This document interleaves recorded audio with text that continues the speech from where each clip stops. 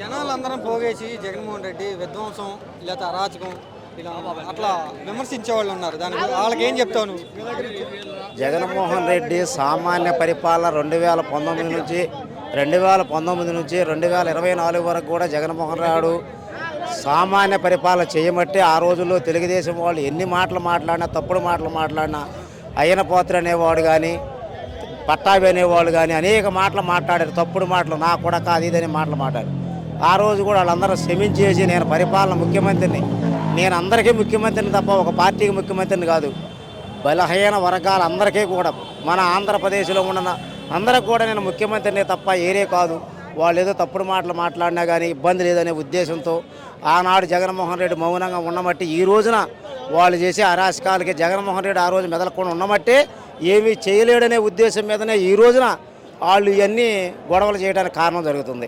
ఆ రోజున జగన్మోహన్ రెడ్డి గారు ఈళ్ళకమాల కక్ష సాధించి ఆ రోజుల్లో వాళ్ళు మాట్లాడిన మాటల అసమంటికి చర్య తీసుకోవాలని ఉంటే మళ్ళీ 2025లో వాళ్ళ అధికారంలోకి వచ్చేవాళ్లే కాదు. జగన్మోహన్ రెడ్డి పెట్టిన ప్రవేశ పథకాలందరికీ కూడా పేదవాడికి, ప్రజలకి, రైతుకి అన్ని రంగాల్లో అన్ని ఉపయోగాలు అందరికీ ఉపయోగపడ్డది. కానీ 2025 ఎలక్షన్ జరిగాక పేదలకు కానీ, రైతులకు కానీ, ఎవరికి కానీ ఫీజు రియంబర్స్మెంట్ స్టూడెంట్కి కానీ లేదా ఉద్యోగాలు కానీ ఏమీ రాలేదు.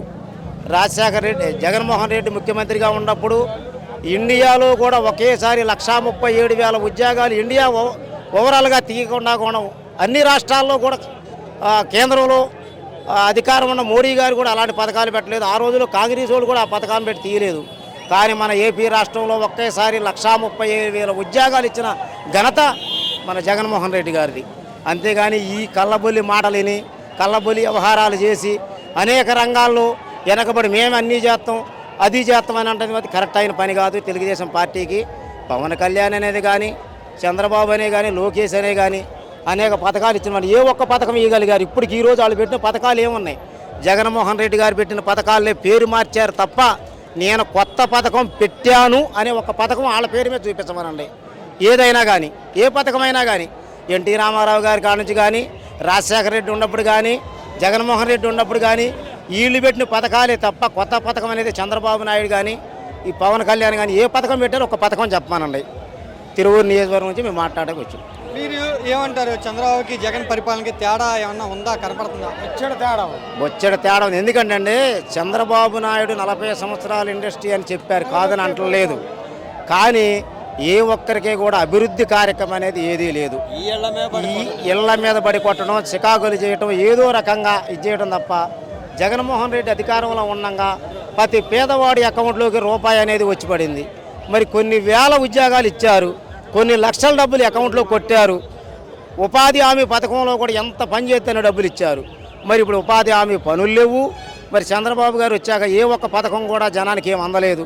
ఫీజు రియంబర్స్మెంట్ పిల్లలు, డిగ్రీ వాళ్ళు కానీ, బీఫార్మసీ చేసిన వాళ్ళు కానీ ఎవరికైనా కానీ ఫీజు రియంబర్స్మెంట్ కొట్టలేదు. మరి జగన్మోహన్ రెడ్డి ఉన్నప్పుడు ఆ రోజుల్లో అమ్మఒడి కానీ అనేక రంగాల ప్రతి ఒక్కరికి ఫీజు రియంబర్స్మెంట్ కొట్టారు. ఈ డబ్బులన్నీ ఏం చేశారు? ఎవరి అకౌంట్లోకి వెళ్ళి జగన్మోహన్ రెడ్డి గారు 2 సంవత్సరాలు కరోనా టైంలో కూడా పెట్టిన పథకం 10 పథకం కూడా ఆపకుండా ఏ ఒక్క పథకాన్ని టయాన్ని మిస్ చేయకుండా ప్రతి ఒక్కళ్ళు కూడా ఎన్ని ఇబ్బందులు ఉన్నా కూడా డబ్బులు అకౌంట్లోకి వేయడం జరిగింది. మరి ఈ రోజుల్లో ఏ కరోనా లేదు, ఏమీ లేదు, అన్ని అభివృద్ధి కార్యక్రమాలు చేస్తున్నామంటున్నారు. ఏ ఒక్కళ్ళకు కూడా రూపాయి అకౌంట్లో కొట్టారా? ఏ పథకం ఆయన ఇచ్చారా? ఏం చేశారు? ఆయన పెట్టింది ఎప్పుడైనా కానీ ఏ పథకం పెట్టింది చంద్రబాబు నాయుడు గారు? ఒక పథకం చెప్పమనండి.